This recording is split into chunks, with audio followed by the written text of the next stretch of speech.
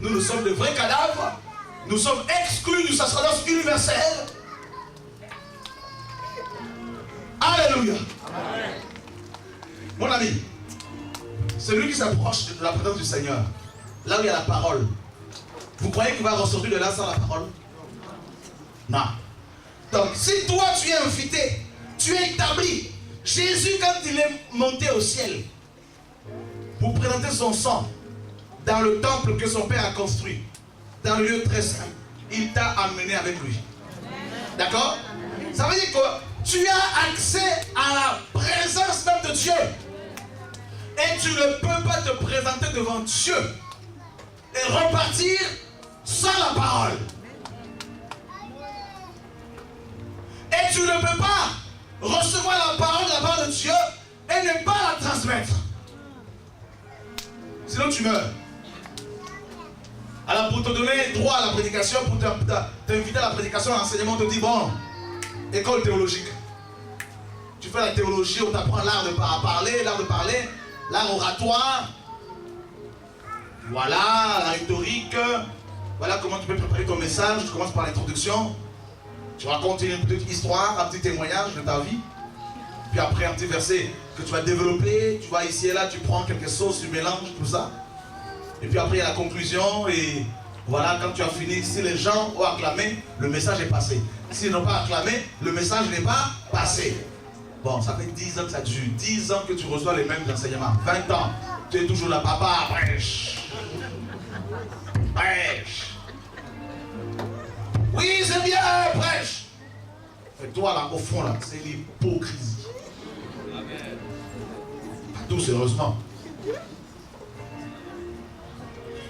Le système religieux tel que nous l'a présenté t'a exclu de ton sacerdoce universel. Alléluia. Amen. Voyez là, ils vont même plus loin. Ils vont porter la Bible de leurs sacrificateurs. Parce que d'ailleurs, il y en a, ils vont plus loin, ils disent que ce sont les pasteurs qui sont les sacrificateurs. Ministres de Dieu. Alors ils se comportent comme les ministres du monde. Parce qu'on leur dit qu'ils sont les seuls à avoir droit à la Bible. Toi, tu as la Bible. Tu peux la méditer chez toi, tu peux la manger, mais tu ne peux pas nourrir les autres. Donc tu es devenu égoïste. Tu manges, tu reçois des grandes révélations, mais tu ne peux pas les partager. Et ça a provoqué tout quoi en toi? Ça a provoqué la mort. Voilà pourquoi nos bâtiments d'église sont remplis de cadavres. Prêche, papa! Oui, oui, oui! Prêche! Et chaque week-end, le pasteur se met à part. La manne. Parce que le peuple a soif. Comme le dit, tu sais, les oiseaux là. Avec leur bec, ça demande. Donc tu allais au prêche. On mange. C'était comment le culte? Oh, c'était trop puissant. Ah, l'homme de Dieu, notre sacrificateur, il a parlé.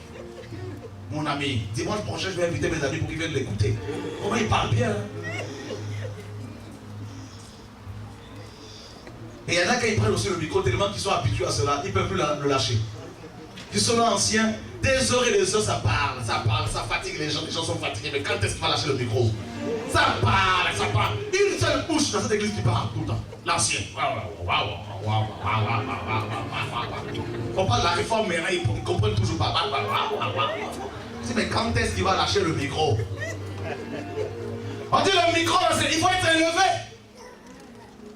Il faut être élevé pour avoir le micro. Alors pour beaucoup de chrétiens aussi, ils disent que le micro c'est l'élévation. Donc si tu as le micro, tu es élevé. Alors comment faire pour être élevé? Il faut être proche du pasteur.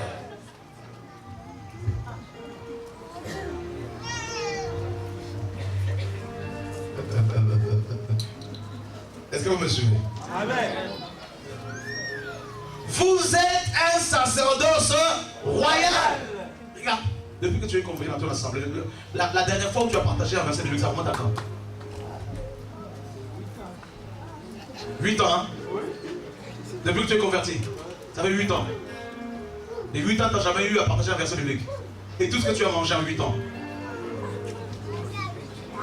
constipation.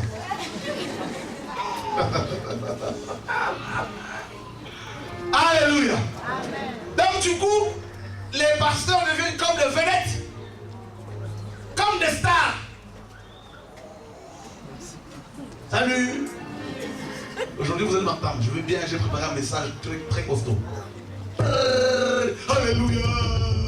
Alléluia. Ouh là là là, c'était puissant. Oui, c'est vrai. On va voir ce que c'est ce sacerdoce. On voit déjà que tout le monde a accès à la parole. C'est ce qui est écrit. Amen. Dis à ton voisin, tu as accès à la parole. Quand tu as accès à la manne. Qui sont ceux qui méditent la Bible chez eux et qui reçoivent des grandes révélations? Alors le système religieux a fait que tu as gardé ces révélations toutes ces années pour toi-même. Donc dis à ton voisin, nous sommes devenus égoïstes. Nous avons bloqué l'église. Nous avons bloqué la croissance. Est-ce que vous me saisissez là? Vous êtes un sacerdoce royal. Regardez, c'est la raison pour laquelle Christ est venu mourir à la croix. Pour que tu aies accès à ça. Est-ce qu'on peut prouver cela dans la parole? Oui. D'abord, nous allons voir en quoi consiste notre sacerdoce. Attention, il ne faut pas dire non, mais moi je suis comme tel. Chacun est différent. Il ne faut pas se mélanger non plus les pinceaux parce que il y en a qui prennent le message et ils deviennent, quand on leur donne toutes ces vérités, là, ils deviennent comme des malades, incontrôlables. Vous savez, l'épée, là, tu peux l'utiliser pour combattre tes ennemis, tout comme aussi tu peux t'auto-détruire. Si tu l'as mal saisi. Alors, en quoi consiste le sacerdoce universel? Déjà, tu sais que tu es prêtre. Qui vient d'apprendre aujourd'hui qu'il est prêtre? Qui vient de l'apprendre? Levez la main et monte. Ok. Alléluia, gloire à Dieu. Qui vient d'apprendre aujourd'hui qu'il est sacrificateur? Ok. En plus, c'est royal.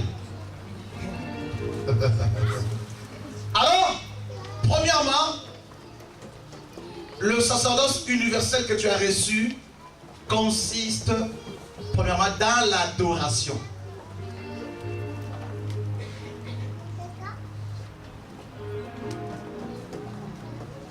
Toi, tu es ici.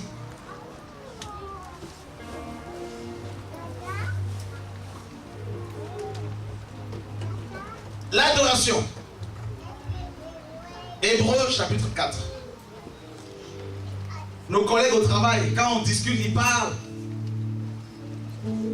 Toi aussi, tu t'associes avec eux pour te moquer des gens chrétiens. Quand il faut les magouilles, toi aussi, magouille. Tu travailles dans un hôtel. Quand les clients oublient leurs affaires, toi, tu prends dedans. Savon, brosse à dents, tout ça, tu mets dedans. Tu veux avoir un appartement, toi, chrétien, tu te fais faire de fausses fiches de paye. Le dimanche, à l'église. Maman, pasteur, j'ai des problèmes de mari de nuit. Mais le mari de nuit, si ne part pas, c'est à cause de toi-même. Dis à ton mari, c'est toi-même.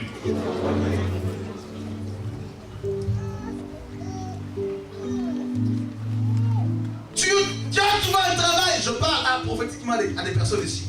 Tu as trouvé un travail. Tu ne déclares pas ton travail. Tu touches les allocations familiales. Tu débrouilles la France. Un chrétien, soi-disant missionnaire,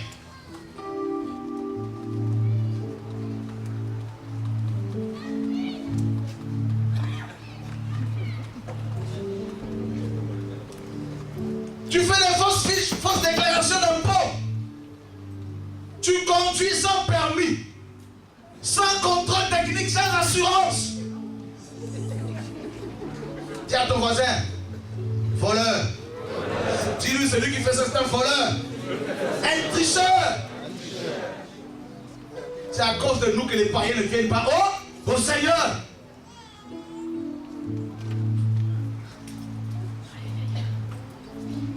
Ah.